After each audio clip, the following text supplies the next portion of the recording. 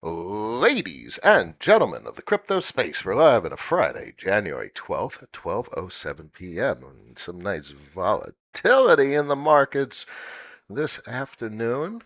This is exciting. This is what we love about the crypto markets, except most people really want the volatility to be upward. The skew will remain, and the skew requires Zoom. That's an interesting statement, but it's not the short term. This is why everyone looks towards the midterm, and that's why I, in particular, look to the ultra long term. Today is probably a nice day to zoom out and get some context. Context tells us where we are, but it's not really the crypto markets that are going to tell you the context that you really want on a day like today, where across the entire space you have a fair amount of depreciation. What's bolstering crypto markets is rotation. So it's capital that's already migrated into this emerging market, and the hot pool of money is rotating. So this is the market picking winners, and you're able to see what is outperforming. Outperformance occurs to the downside just as well as the upside. Um, when you see green on a day like today, that means a lot, and that's something meaningful. I don't know how else to say it better. Um, the rotation to Ethereum is very clear. The monthly doesn't give you the perspective we really need, certainly not the weekly. Clearly, it's a breakout at 6% on the daily, and Ethereum's up $0 dollar denominated, and that's big because it's up 6%. Bitcoin's depreciating, Ethereum's not. And that's that relative outperformance on the spread that you're able to see here very clearly on the chart. Weekly gives you nothing meaningful, but if you zoom out to the 3 month, we were significantly at a discount. Price was at a discount. I mean, you can't really depict it any clearer than this, and that's why I posted a little bit earlier. This wonderful perspective is to hide the price action, and here's your signal through the noise. So what disinflation? That's the best way to describe it. It's rolled over a little bit, and that's why it turned red relative to green, um, which means Ethereum is in appreciating in price a little bit slower than the appreciation of Bitcoin's price, and that's obviously from an average perspective because we've had depreciation over relative depreciation over the past bit of time, at least 6 months. But obviously, from all-time high, it's a larger time frame. But depreciation from an average price, you got about two candles, and these are 3 month candles. So it looks like that period of underperformance may be coming to an end. And from a confluence perspective, you would want multiple candles, which really means it's annoying from a 3 month perspective because you're talking about like June, July, August, September, and having two or three more candles to really get a sense of where the hell this year is going. And that's the time frame in which people become late. Early is at the bottom, 0.047. And Ethereum was significantly underperforming Bitcoin for the last weeks and months for that matter.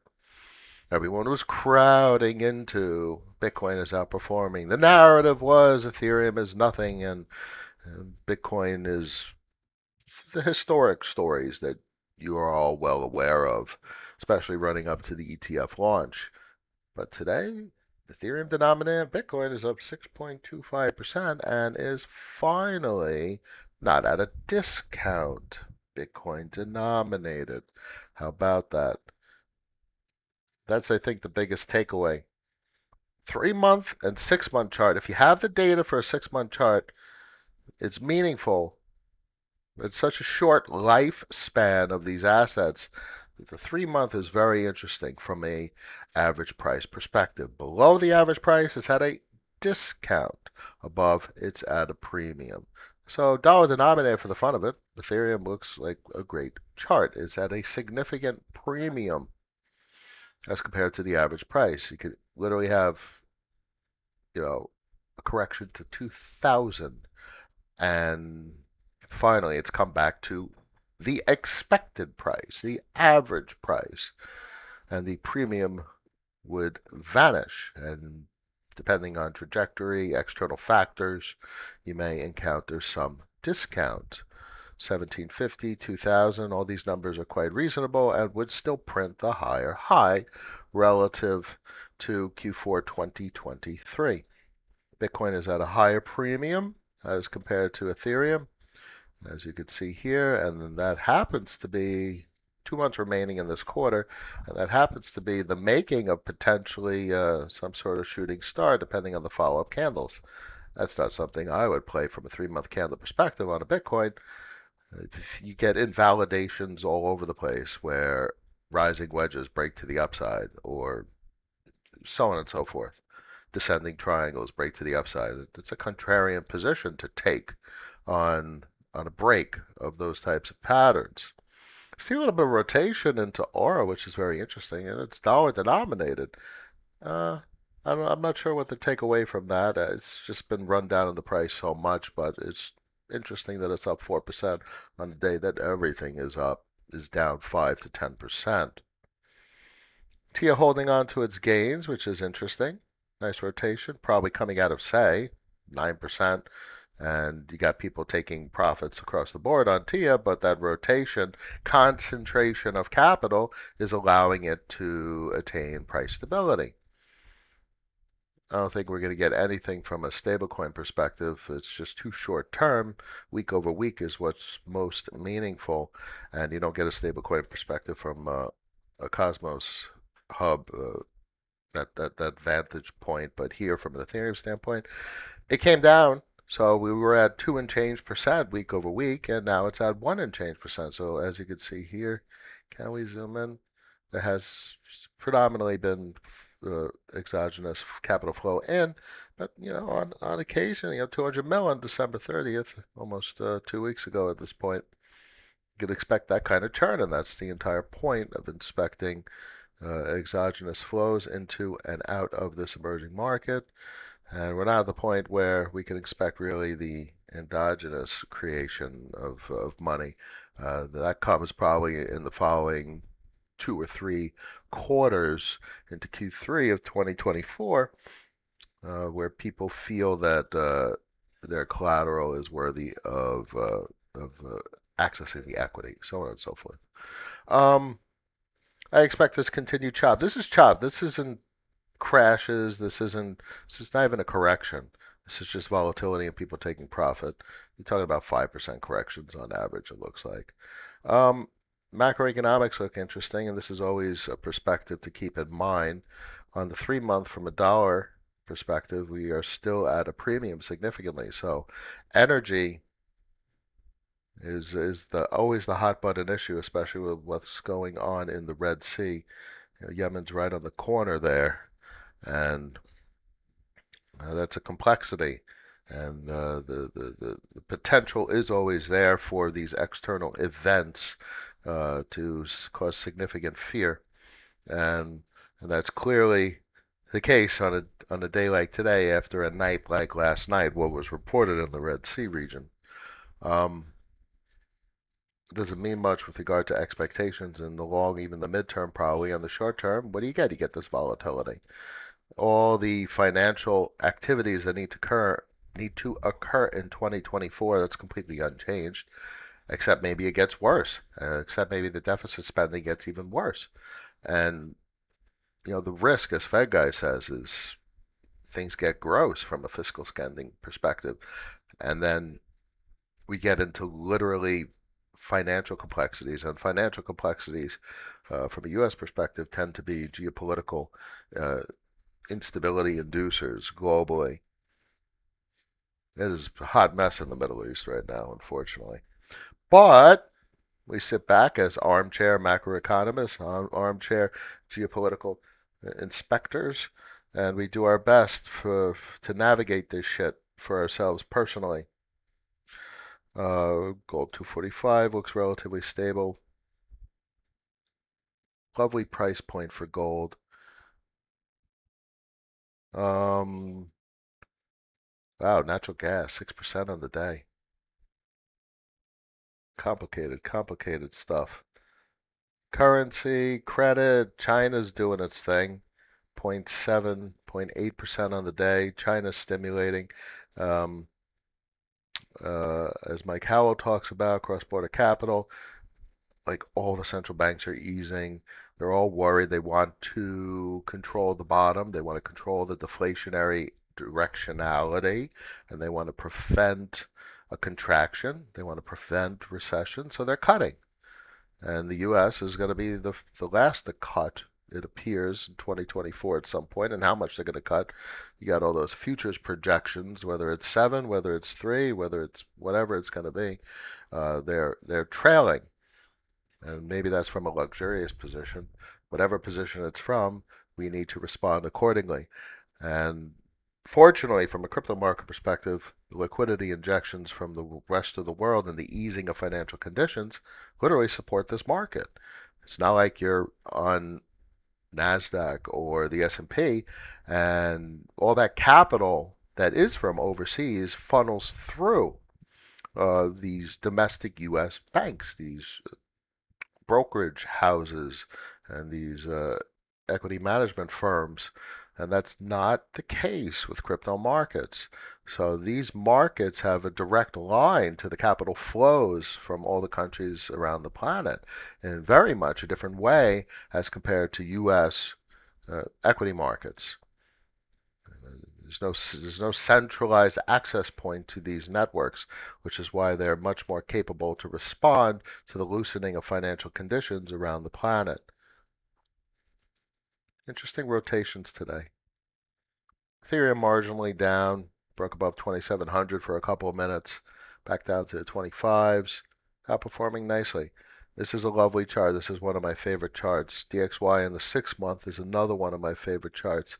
This is an interesting one to revisit from a 3-month. It's not that it's at a premium.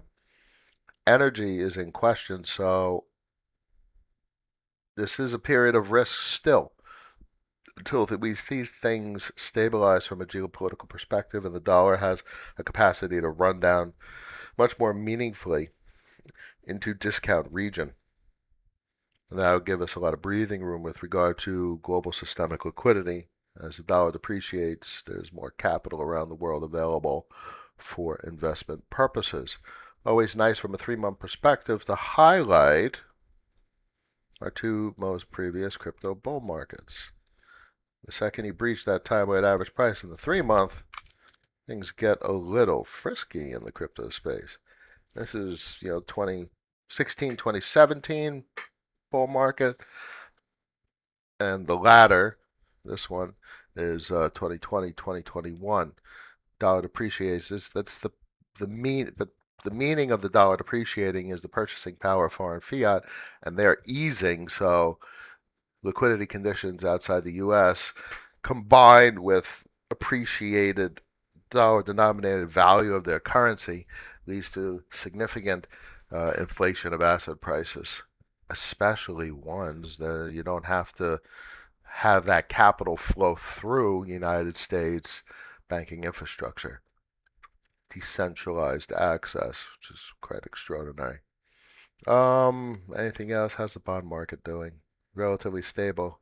Where's move at on a day like today? With the bond market looking like that, it comes down. Pretty interesting. 103. We haven't seen 103 in quite some time. Since last year. Easy. Easy peasy. Oh, this is very interesting, actually. The move breaks that TWAP to the downside. And it's going to be very interesting very quickly. Now, obviously, external factors, geopolitical conflict, bit unprecedented in the last 15 years, the 2010s, with how our preferred markets would respond. Would be contradictory forces. So easing of financial conditions, increasing of global liquidity conditions, and geopolitical conflict striking fear. That causes all sorts of unexpected volatility. Well, that's likely, more likely than less, what we're going to experience. Markets rhyme, they don't repeat. So confluence of very different attributes this time around. 24. Haven't had geopolitical conflict like this in quite some time. Tapsy in the house. Good morning. Ask Smith. Raul. No horns, no tail, sir. Joe Bryan. Happy Friday. Has there been any update on aura movements? Ave peering with them to regain Go Peg. So Go is an important product for Aave, and I'm sure they're exploring all of their potential options. They acquired Curve. Pretty sure they acquired. I don't think they acquired Balancer. They're clearly using Aura. So these are just tools, and that's the whole point that catches my fancy. These are tools that facilitate a use case for businesses. And stablecoins are a business, especially the endogenously collateralized stablecoins that are using on-chain collateral and not RWAs or meat space collateral, because they're a business. Because to print dollars in crypto markets, that means someone's paying to print those dollars, and that creates all sorts of cash flow through the system. Therefore, it's a business. Therefore, there's an incentive and likely a probably needed marketing budget. If you are expected to print X amount of dollar liabilities that produce $1 million a year, you're probably warranted in spending a half a mil, probably warranted in spending 750, because then you could scale. That's the whole point of like LTV and standard types of ROAS, return on advertising spend calculations. A lot of terminologies from the advertising business. So if you could spend $750,000 and earn $1 million, all right, does it scale linearly? Spend 7.5 mil, earn 10 mil, and that's the whole point. And that's the mechanism that Vote Rentals offers. That kind of advertising spend return on investment type of calculation. And stablecoins are the biggest business in the space because someone has to pay to print those dollar liabilities. And that's meaningful. That's interesting. A lot of takeaways from the market so far, really heading into Q3, Q4 2023, and certainly continuing into Q1 2024 with what has been of interest. It's literally just been gas token frenzy left and right, which is how all of these cycles start. Well, Ethereum isn't what it used to be. It's not going to be. It's too expensive. And no, no, no, no. That's not the way these markets work. This market's based on lendiness and trust, and you need to look for signals. I'm coming. You need to look through for signals to separate out the noise. And your favorite signal is stable coins. And obviously, this would be nice to differentiate between exogenous and endogenous liabilities, and also, meat space collateralized liabilities, USDC, even Tether. That's is what it is. And this is how you peer through the noise. $69 billion on Ethereum mainnet, and relatively speaking, on everything else, it's next to nothing.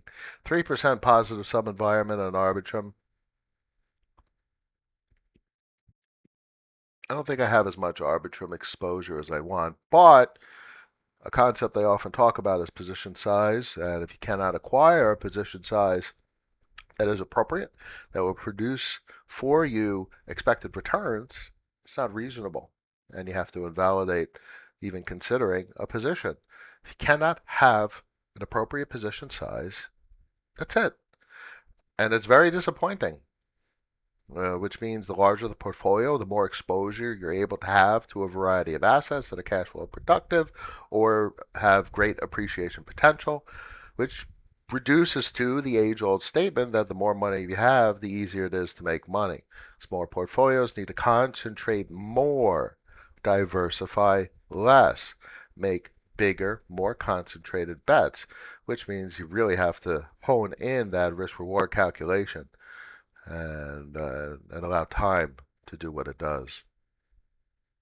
Arbitrum is very interesting. It's significantly outperforming Solana. I think Phantom has a good chance of coming back big, but the volatility is crazy. was like 10%, and now it's 11%. It was minus 10% on the weekly. It's like 100 something million worth of inflow like today. I think it was literally today. And I zoom in. That's crazy. $94 million of inflow today. So very interesting stuff. Let's see how Phantom is doing. Down 6%. Structurally interesting.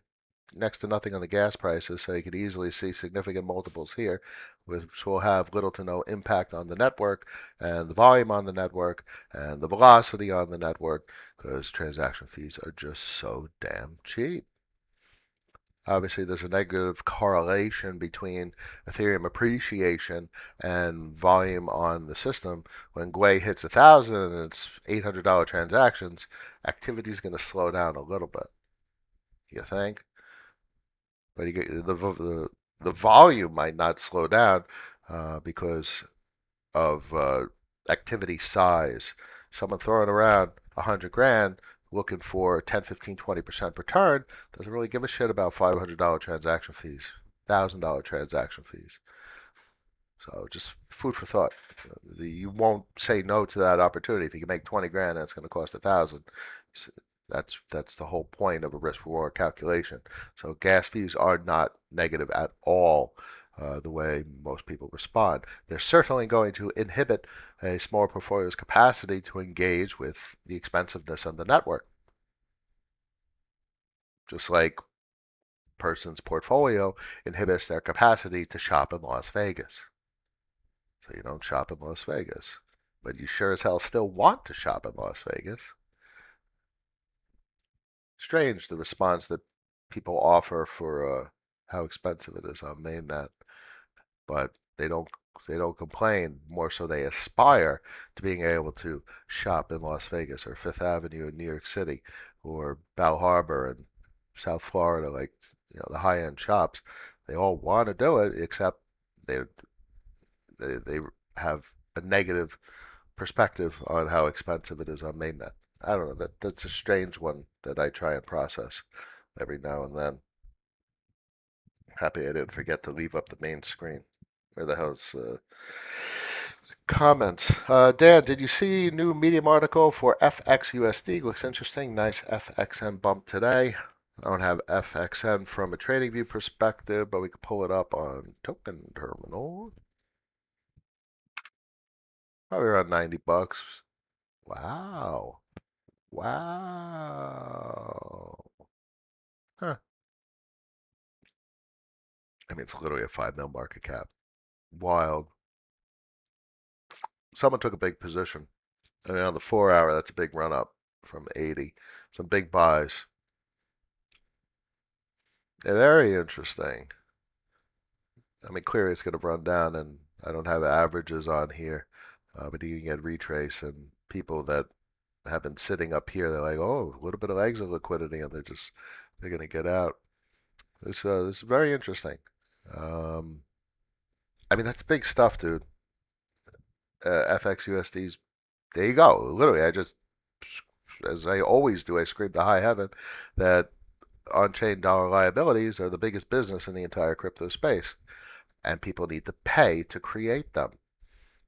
It's just that's a business product.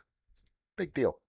I look forward to pretty much everything they're doing, especially the reconstruction at the Aladdin level and what they have in mind and what eventually comes out probably sometime in 24, maybe even heading into 25 with regard to how they pull their ecosystem together and how they coordinate and organize the tokens and usefulness and generate activity and hype because the big token modification usually garners a fair amount of attention.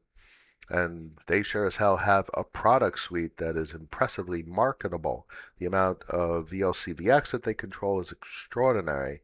The amount of deposits and capacity to auto compound from a concentrator perspective is extraordinary. The capacity to regurgitate a fair amount of that revenue to the Aladdin perspective is certainly marketable. And LSDs and now stablecoins from F of N uh, uh, F of X perspective is quite intriguing to say the least. I mean, the whole product suite has marketability written all over it, so it's very interesting. Asu, good evening, much pleasure. Tap, see nice chat on Leviathan about how Curve earns more from Curve USD business when the supply is shrinking versus because rates are higher. Yeah, um, interesting dynamics. I'm sure they're learning a lot. I saw parts of the conversation, and it's very interesting that Curve has relatively light footprint on L2s, which it is what it is. Markets choose their primary venue of where they engage. So the market tells us what's the most popular. Entrenchment on mainnet really is the paramount observation, and that will carry through going forward, puts a momentum. And what happens on the L2s will be extremely volatile. Who becomes the front runner? Who is appropriately competitive? And the biggest takeaway is the microscopic market of L2s relative to Ethereum, Arbitrum, Optimism, so on and so forth. And all of the Alt L1s, Phantom, Avalanche, all of the Cosmos hubs, there's nothing. There's no market at all, relatively, size-wise. And then Ethereum is zero relative to meat space. It's all testnet, boys and girls. I really should remind folks of all of that. It's literally testnet. And deploying capital to any of the stuff is venture capital in testnet of a microscopic proto market. Yeah, it's a good conversation. Angelo, can you look at others? What, like Cleve? Uh, Cleve. It's such slow liquidity. There's no market. There's no volume. And Cleve ultimately, the only reason I chose CTR, well, primary reason I chose CTR over Cleve, there's no liquidity. I could not attain the position size I wanted without paying an enormous premium, and I'm not into that. Chart looks great, higher lows, but what does that mean? There's no volume, so technicals aren't necessarily applicable. Narrative is the only thing that carries this to higher highs, but can you attain a position size that's meaningful? And I could not. So CTR was the position I opted for. At the time, it was probably a similar market cap, but there was available liquidity to attain the position size I want. I think I moved the market 5% on slippage in order to acquire that position. It was down here at 78. It was right about here, literally at the bottom of this run. And then it retraced all the way, and it's at a buck 24. Lovely, no volume, which means great. It's still mispriced from a deposits versus market cap perspective. Happy, happy, joy, joy, as Ren and Stimpy would say. Um, Critical mass, howdy. No horn, no tail. What do you think about off-chain DA? Look like Filecoin? Celestia's interesting. It's proto market and there's no volume, there's no liquidity, there's no nothing. It's just a gas token. Uh, and from a Cosmos Hub ecosystem, I'm much more excited about the network of networks. And sure, deploy it on Celestia. If you deploy it on Celestia, you're deploying it on everything because it's all cross-chain. That's what's so interesting about the Cosmos Hubs to consider. You interact with a protocol, a piece of software. It means nothing that you're doing it on one of the Cosmos Hubs. You might as well be doing it on all the Cosmos Hubs because it's liquid everywhere. And to a degree. Um, Still need the liquidity depth to engage in financial activity. You can swap to one of the Cosmos hubs, but if there's no liquidity depth, you can't do anything. So there is still complexities. That's not the biggest takeaway of the point I'm trying to make. Um, just off-chain DA. That's big business. I mean, that's cloud storage. That's has Amazon written all over it. So all this stuff over time, a decade or two, should mutate the meat space DA space, all that cloud storage infrastructure and enterprise that has been built over the last decade or two. It's an interesting conversation, but I think it's a very early narrative. It's just like Filecoin is completely off the radar of everything. Sure, from a centralized exchange perspective, but there's no DeFi integration in any regard whatsoever. So it's just not there. That's early, and I rarely say early. Usually I like early, but that's early. That's like disrupting meat space early, which is why I don't really bank on assets and protocols that are designed for CBDCs. Just early, and I don't want to be that early. Um, Joel, good morning. Much pleasure. Yeah, the new BD guy for Curve said core customers of Curve are on Mainnet. It's all Mainnet, and that's fine because that is the market. Um, Bitcoin ETF news and flows into Ethereum. You're going to get meat space people going through centralized exchanges and now the ETFs with Bitcoin. But that's different. That's different than these emerging markets of on-chain that aren't, the banking rails of centralized exchanges, aren't the banking rails of brokerage houses. Um, this is different. That's this. This is different than that type of capital. This is different capital. This is akin to an emerging market, akin to a sovereign nation and cross-border flows. This is the available capital in a market that could buy something or contribute liquidity, and that's meaningful inspection. Uh, this will be very interesting when these numbers go up significantly. When this is at $1 trillion, Jesus Christ, the amount of activity in these markets will be awe-inspiring. So I look forward to that. And mainnet this is the signal through the noise. This is where the money is. I mean, this is signal for Tron. This 50 bill, but that's a very different use case. I don't really know. I think this is just an Eastern phenomena. Uh, I mean, it was also a front runner back in 2020 when it launched. So it was the first out of the gate with regard to EVM, and it maintains its position. Bear in mind, there's always two. There's always a Lyft to an Uber. There's always an Apple to a Microsoft. There's always that counterpart, the pairing, the duality of humanity and nature. Everything's binary. So how about that? Binance Smart Chain. We'll see. I'm more interested in Arbitrum at this point. It seems to be the front runner from a roll-up perspective for Ethereum mainnet. And clearly all the shit that's going on Cosmos is very interesting to me. I've been involved since late 2019, 2020, when nobody talked about it. And now everyone's talking about it. I don't know. When that IBC dropped, that was crazy. That had seamless cross-chain liquidity narrative written all over it, and that was years ago. Um, Tap C, Sahil, Angelo. No, I mean others. D. Trading view. Oh, let's see.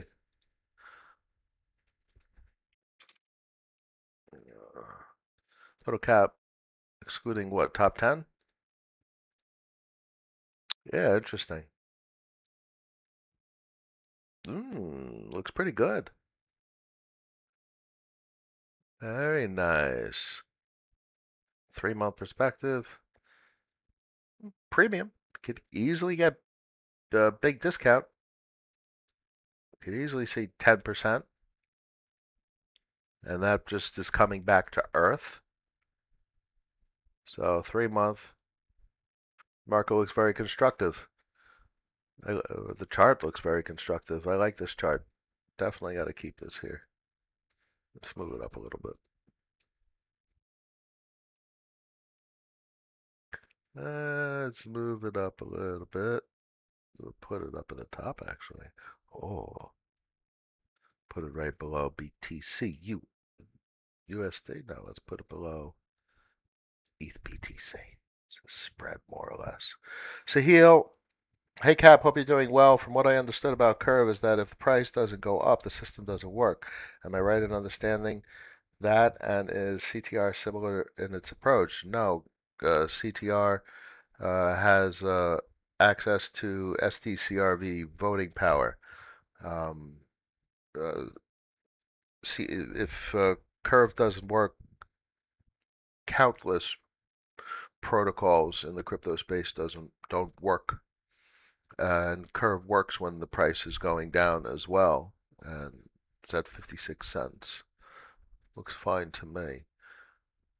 Um, I I don't have much of a way to respond to folks that contemplate the Curve asset from that perspective. What conditions will it fail? What conditions will it succeed? The perspective that I have when looking at this business is there is a product, and it is not a product for us as consumers, it is a product for businesses. This is a B2B enterprise that offers liquidity financing services. And those services are in demand relative to the capacity for this liquidity financier to achieve results.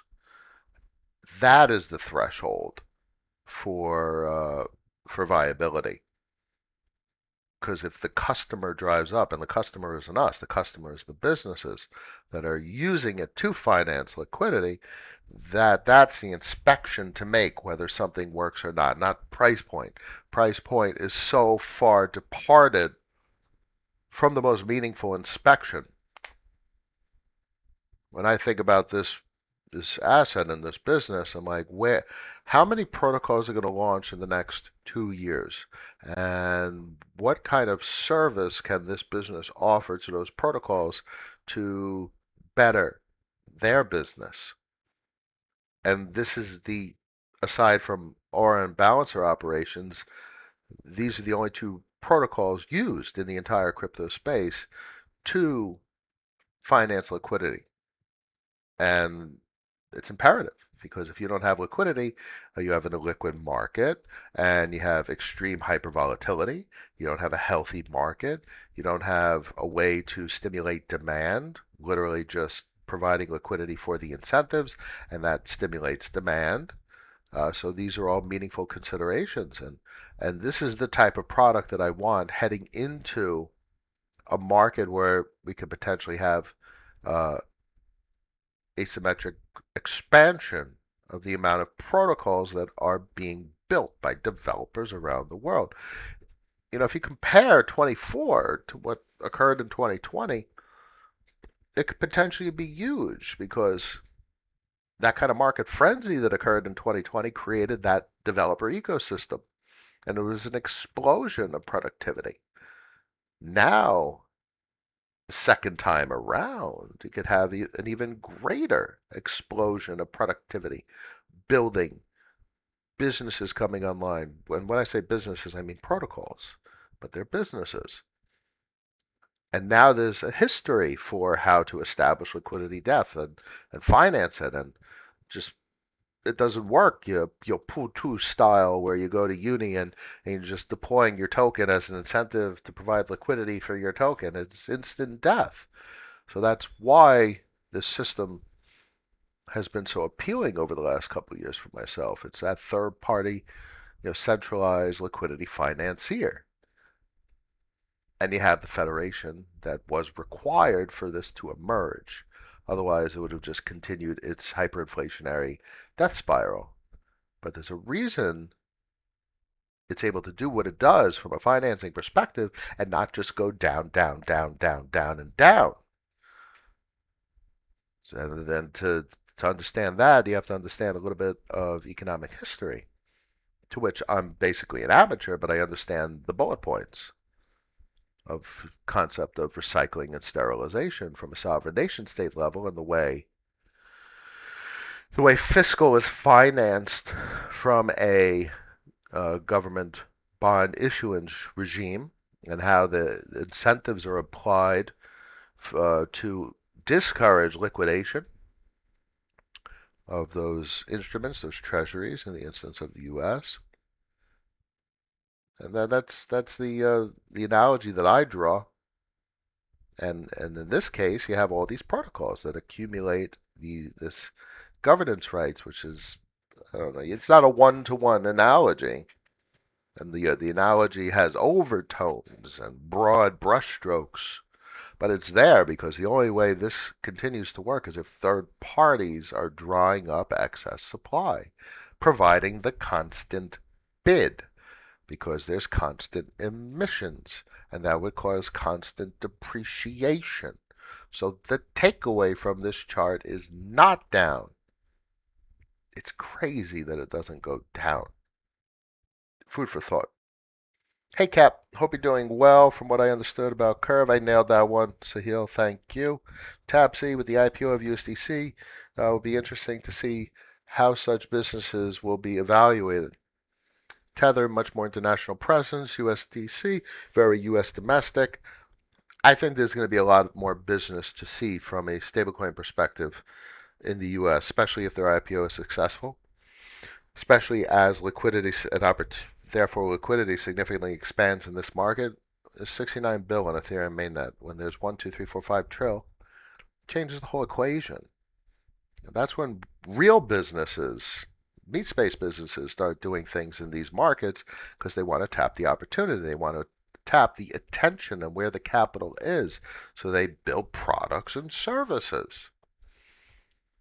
You got to understand, I got a 2030 perspective in mind, and if anything has been indicated thus far is that this is a place of interest. And if this continues to expand into 2030, it's going to be a place of increasing interest. And where there's increasing interest and increasing activity, there's opportunity. And then we get into the whole way I manage the capital, and I'm like, all right, there's going to be great opportunity. I own startups in a proto emerging market. Turns out I really don't have to do anything. And if this market does what it's going to do, kind of bought the right things really early. Volatility be damned. Um, Last couple of questions. We'll wrap it up for today. Patrick, hey Cap asked about Unibot. Did you see the Dune dashboard? Curious about your thoughts on the project as a business. Trading. Uh, I'm not too fond of. Isn't it the Unibot? Was it Telegram? It's not a Discord bot. That was Yolo Noah was building the Discord bot. What the hell is Unibot? Let me find it.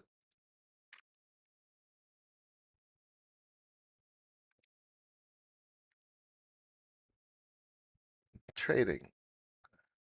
I, a lot of folks, a lot of social media personalities were interested in the bots, Telegram, Discord.